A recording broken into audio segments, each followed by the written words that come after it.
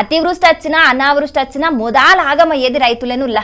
పంటేసింది మొదలు ఆఖరుకు దాన్ని అమ్మేదాకా ఎప్పుడేం జరుగుతుందో తెలియక రైతులు నిత్యం బుగులతోనే బతికే పరిస్థితి ఉంటది. ఆనకాలం వరదలకు పంటలు ఆగమయ్యే ముచ్చట్లు ఆడాడ చూస్తుంటాం కదా. ఇక ఇప్పుడు వరంగల్ జిల్లాలో వేసిన పంట సుతం గట్లనే అయింది. పాపంగా రైతుల గోసెట్లున్నదో పారి చూద్దాం పాండ్రి.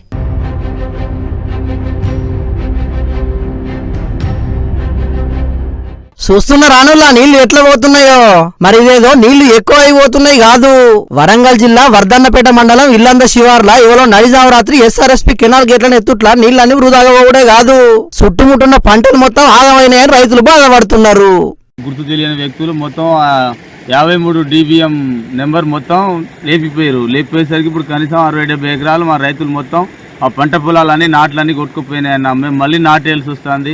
అధికారులు చెప్తే అధికారులు ఒక్కరు స్పందిస్తలేరు, అధికారులు అందుబాటులో లేరు. ఇప్పుడు ఫోన్ చేస్తే వస్తాం అని అంటున్నారు. ఒక్క అధికారులు రాలేదన్న. ఇన్నరా రైతులు అధికారులకు మతలా పంపినా ఇప్పటి వరకు అదికు ఎవ్వరు రాలేదట. 100 ఎకరాలల్లా పంట వరదల మునుగుతే 50 ఎకరాలు మాత్రం మొత్తానికి పనికి రాకుండా కొట్టుకపోయిందట. మళ్ళా నాటు పెట్టుకునే పరిస్థితి వచ్చిందట.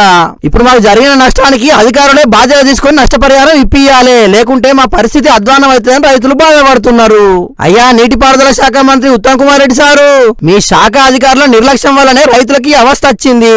కాబట్టి బాధ్యులైన అధికారుల మీద ఎంబటే చర్యలు తీసుకొని నష్టపోయిన రైతులకు న్యాయం చేయండి అని ఇక్కడ రైతులు డిమాండ్ చేస్తున్నారు.